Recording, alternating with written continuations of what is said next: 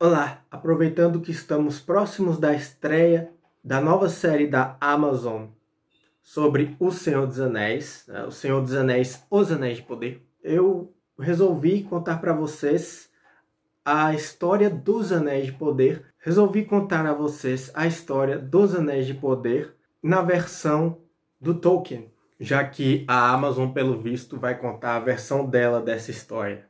As histórias narradas aqui são retiradas dos livros O Silmarillion e Contos Inacabados. Então vamos lá. A história começa com Sauron, o Maia, que os Sindar chamavam de Gortaur. Ele era o mais devoto entre os servos de Melkor, também conhecido como Morgoth.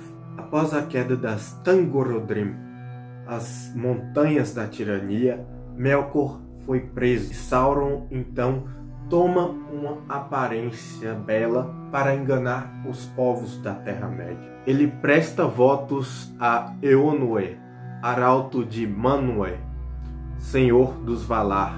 E no início, Sauron realmente teve medo dos senhores do Oeste e permaneceu na linha por conta disso. Mas com o passar do tempo, ele foi ficando mais ousado. Em suas andanças pela Terra-média, ele descobre que os homens são o povo mais fácil de corromper. No entanto, procurou convencer os elfos a lhe prestarem serviço, vendo que eles eram os mais poderosos. Para tal, ele adentra o reino de Eregion, onde existe a cidade de Osth-in-Edil, que é onde é dito que existem os melhores artífices da Terra-média.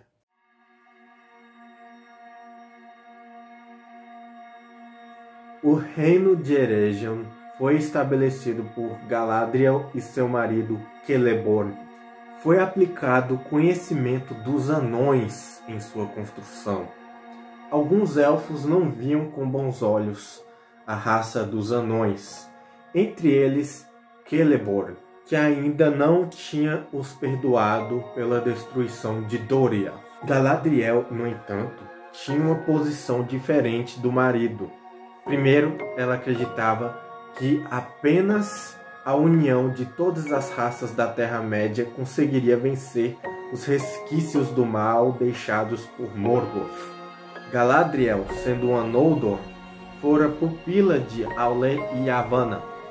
Aule é o Valar que criou os anões, conhecido como Aule, o pai dos anões. A terceira razão para a qual Galadriel tinha simpatia pelos anões é que ela os via como guerreiros valorosos na luta contra os orcs. Galadriel e Celeborn eram acompanhados por um elfo muito importante nessa narrativa, chamado Celebrimbor. É dito que ele tem uma obsessão quase de anão pelo ofício de artífice, e que inclusive seu melhor amigo era um anão chamado Narvi. Sauron então adentra em Eregion, se passando por um emissário dos Valar, adiantando-se assim aos Istari, os magos, que também eram Maiar e vieram como emissários depois de Sauron, na Terceira Era. É dito que Galadriel desprezava Sauron, provavelmente suspeitando de suas reais intenções. Enquanto isso, Sauron percebe que Galadriel provavelmente viria a ser sua maior adversária. Celebrimbor tinha formado uma sociedade de artífices habilidosos chamada de Gwaith e Mírdain. Sauron então seduz esses artífices para seus desígnios.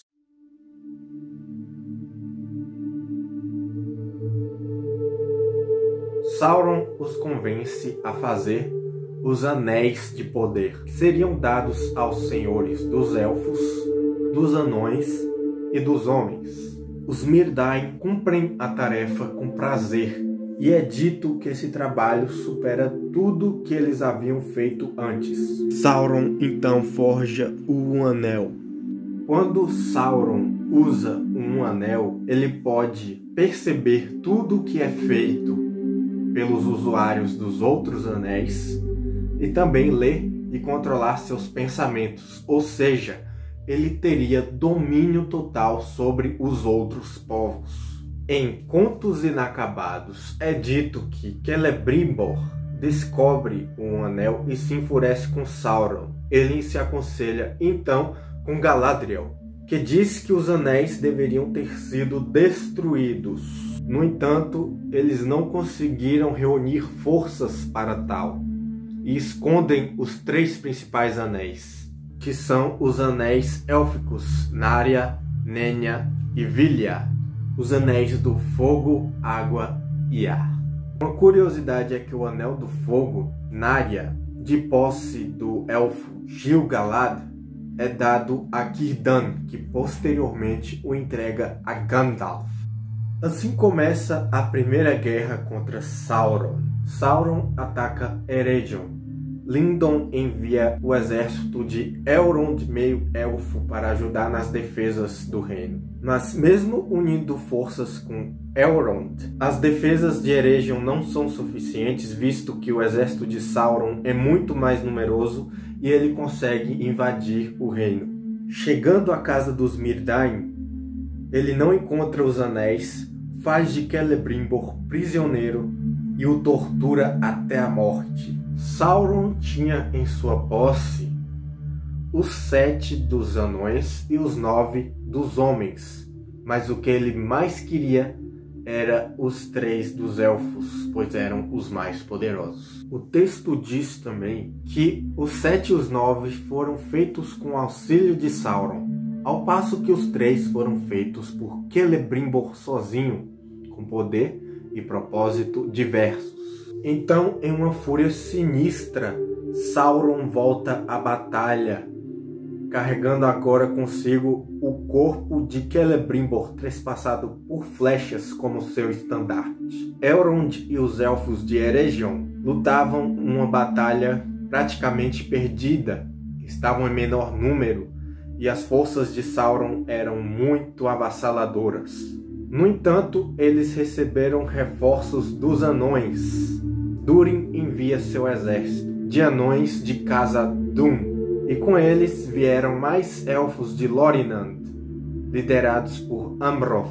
Assim, o exército de Elrond consegue desenredar-se. No entanto, ele foge para o norte, e ali constrói sua fortaleza e refúgio em Imladris, que fica conhecida posteriormente como Valfenda. Parecia que a guerra seria ganha por Sauron e suas hostes. No entanto, viria mais uma força com a qual ele não contava, os Númenóreanos. Então Sauron arquiteta mais um de seus planos para destruir Númenor. E foi isso por hoje. Dê like se tiver gostado. Sinta-se livre para comentar. E caso não tiver feito isso ainda, se inscreva.